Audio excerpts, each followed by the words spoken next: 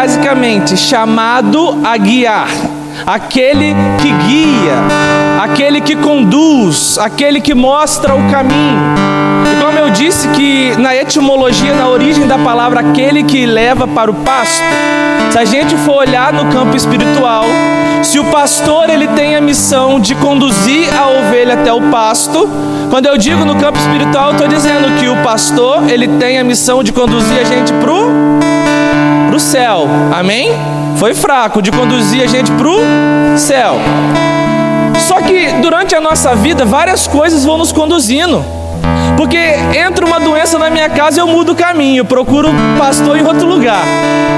Falta dinheiro, eu procuro outros meios para resolver meus problemas. A tristeza entra na minha casa, eu troco de pastor. E aí eu preciso de um milagre. E o irmão estava pregando aqui, que coração sangrando, e vem aqui e nunca escuta falar do milagre dela. Aí vai procurar outro pastor para direcionar o caminho. Às vezes tem pessoas que são conduzidas pelo dinheiro. Tô mentindo, gente? Tem pessoas que são conduzidas pelos vícios. Mas não é para responder não, só para pensar. Se a gente for sincero, como Deus gosta que a gente seja, o que tem conduzido a nossa vida? O que tem direcionado a nossa vida? O que tem conduzido a nossa vida para tomar o rumo que ela está tomando? Quem tem sido o nosso pastor? Ou melhor, o que tem sido o nosso pastor? Porque é fácil falar, o Senhor é meu pastor. Tá, mas você está conduzindo, está andando nos caminhos que Ele te mostra? O Senhor é meu pastor, mas eu gosto de andar onde o dinheiro me leva. Opa! Quem tem sido o nosso pastor? A palavra diz assim aí no versículo 1: o Senhor é meu pastor e nada me faltará. Em verdes prados Ele me faz repousar. Conduz-me junto às águas refrescantes. Restaura as forças de minha alma. Pelos caminhos retos Ele me leva, por amor do seu nome. Ainda que eu atravesse o vale escuro, nada temerei, pois estais comigo. Vosso bordão e vosso báculo são o meu amparo. Preparais para mim a mesa, à vista de meus inimigos. Derramais o perfume sobre minha cabeça, e transborda minha taça. A vossa bondade e misericórdia hão de seguir-me por todos os dias da minha vida, e habitarei na casa do Senhor por longos dias. Palavra do Senhor. Vamos aplaudir a palavra de Deus?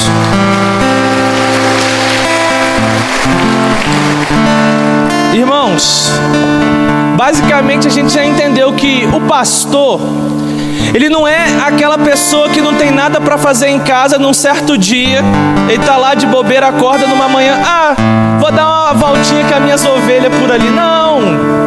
O pastor, quando ele levanta para ir pastorear, ele tem uma missão. Ele tem que tirar as ovelhas de um lugar e levar elas até outro lugar. Seja para se alimentar, seja para tomar água, como a palavra diz. Mas ele tem uma missão. E aí eu fiquei pensando, quando eu estava lá meditando lá em casa, o que será que é a característica de um pastor? Será que ele chegava lá e perguntava assim: ô grupo de oração Santa Rita, quem quer ser pastor aqui de ovelha, levanta a mão. Quem queria, levantava. Não. O pastor, ele tinha características que eram observadas. As pessoas iam observando e via quem tinha aquela característica de pastor. A primeira característica de um pastor é o amor. É o amor pelas ovelhas. Porque imagina um pastor que não gosta das ovelhas, conduzir elas na base da cacetada. Vai acabar com tudo. Então a primeira característica de um pastor que era observada era o amor que ele tinha pelas ovelhas. Depois era observada a responsabilidade.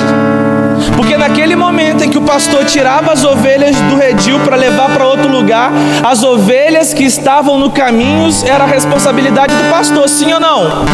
Então, para proteger elas dos riscos, era a responsabilidade do pastor, sim ou não? Depois era observada o conhecimento. E quando eu falo de conhecimento, são dois conhecimentos: o pastor que conhece sobre a ovelha e o pastor que conhece o caminho que tem que guiar as ovelhas. Porque tá vendo aquela imagem de Jesus como pastor conduzindo as ovelhas por um caminho? Ele está indo na frente como alguém que conhece o caminho. Porque o pastor é aquele que antes dele estar viajando com as ovelhas, ele precisa ir sozinho para conhecer o caminho. Porque se o pastor estiver passando por aqui, opa, aqui tem espinho, não posso trazer minhas ovelhas para cá, eu tenho que trazer para cá. Então o pastor, ele conhece as ovelhas que ele conduz. Se as ovelhas tivessem nome, ele conheceria as ovelhas pelo nome. Ele saberia, na linguagem, se a gente for falar na Bíblia, comparando com Jesus, com Deus, quantos fios de pelo tem em cada ovelha. Estão entendendo o que eu estou dizendo? E conhecia o caminho. Depois era observado o relacionamento. Se ele conseguia ter um relacionamento com as ovelhas, ou se as ovelhas queriam fugir dele. Se as ovelhas gostavam de ficar na presença dele, ou se as ovelhas queriam fugir da presença dele. Depois era observada a generosidade dele. Por quê? Porque talvez em algum momento uma ovelha atolava, talvez em algum momento uma ovelha se perdia, e o pastor tinha que abandonar as ovelhas, buscar as ovelhas, e ele era tão generoso que quando ela estava machucada para caminhar, ele botava ela onde? Nos ombros. Generoso. Depois era observada a visão dele, se ele conseguia ver muito mais que o agora. Porque a nossa visão é limitada, a gente vê agora. Agora eu vejo você sentado, mas eu não consigo ver você daqui a pouco.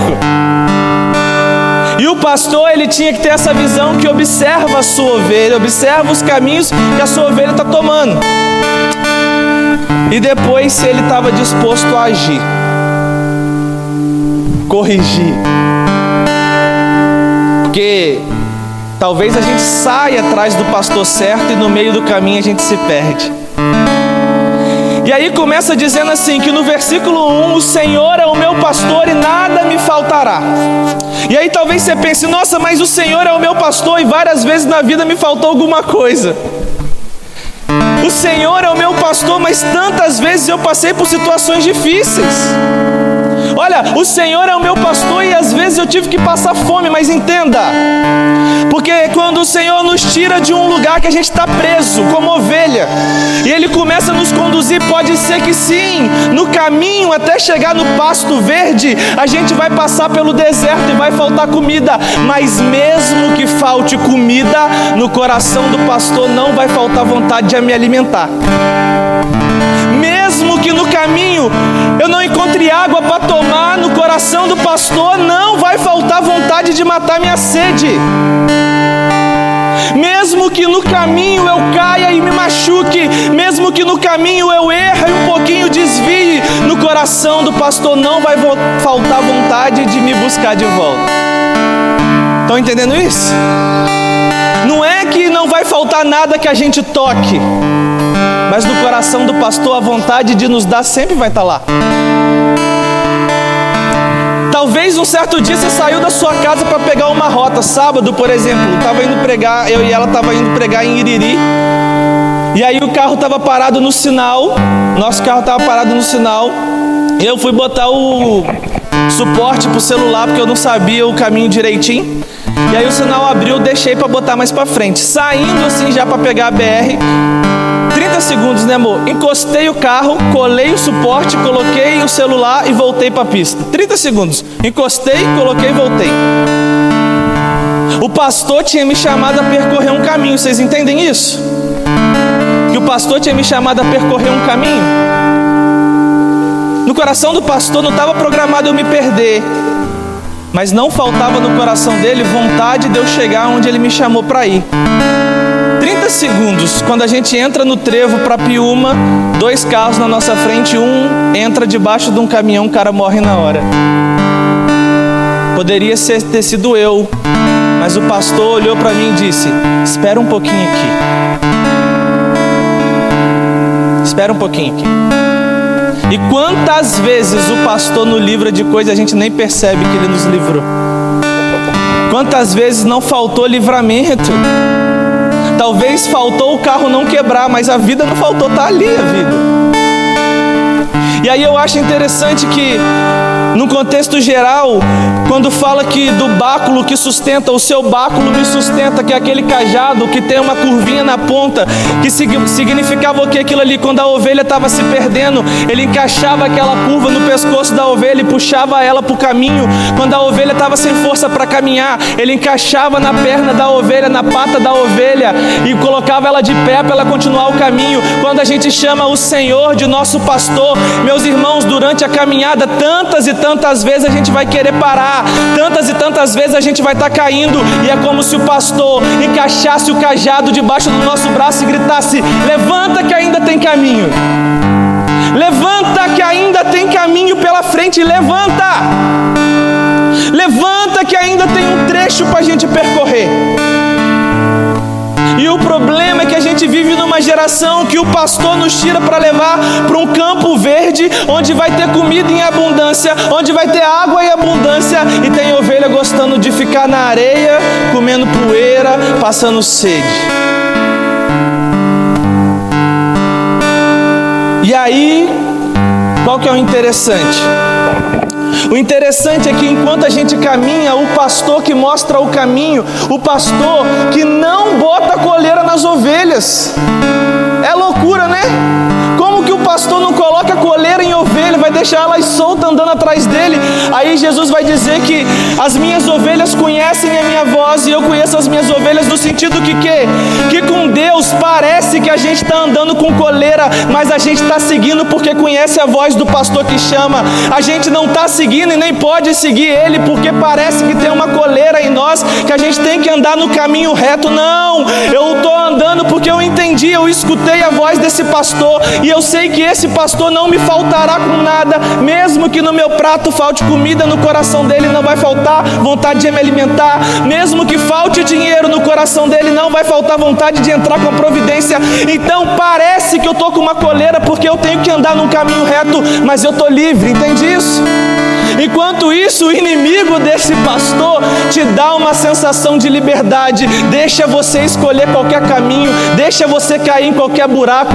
Você parece livre, mas tem uma coleira no pescoço, a coleira desgraçada chamada pecado.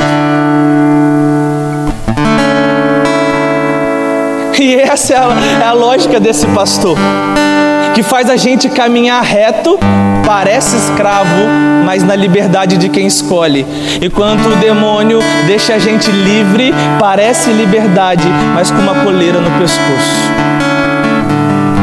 Aqui está dizendo: olha, mesmo que eu ande pelo vale escuro, eu não temerei. Porque na verdade a gente não tem medo do escuro, a gente tem medo de estar sozinho no escuro. E quando eu sei quem é o pastor que vai à minha frente, mesmo que eu não veja nada, mesmo que eu não veja nem o chão, eu tenho tanta certeza que o pastor me guia pelo caminho reto, que eu boto o pé sem ver o chão, que eu ando no escuro sem ver o caminho, porque o meu pastor, eu conheço a voz do meu pastor e eu sei, olha, eu não estou sozinho no escuro. O que a gente tem medo não é de encontrar momentos escuros na vida, não, é de caminhar sozinho no escuro. E aqui está dizendo: mesmo que eu ande pelo vale escuro, eu não temerei, porque eu sei quem vai à minha frente, porque o Senhor é o meu pastor. E mesmo que nos meus olhos só veja escuridão, no coração do meu pastor nunca falta luz. Entende isso? Entende isso? Que existe um caminho, que quando a gente era escravo num curral, literalmente vivendo como animais escravizados do pecado, o Senhor que nos tira de lá não nos tirou para nos soltar em qualquer pasto, não. Tem um lugar reservado. Ele não brincou com a nossa vida: vou tirar ele dessa escravidão, soltar por aí. Não, Ele nos tirou para nos levar. Ele nos tirou para nos levar para lá.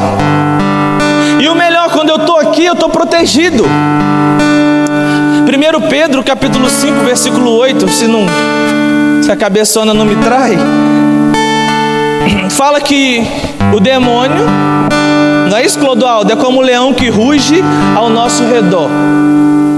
Alguém tem curiosidade, já pesquisou como é que um leão escolhe sua presa quando uma manada está passando? Não? Imagina que um rebanho de ovelhas está passando.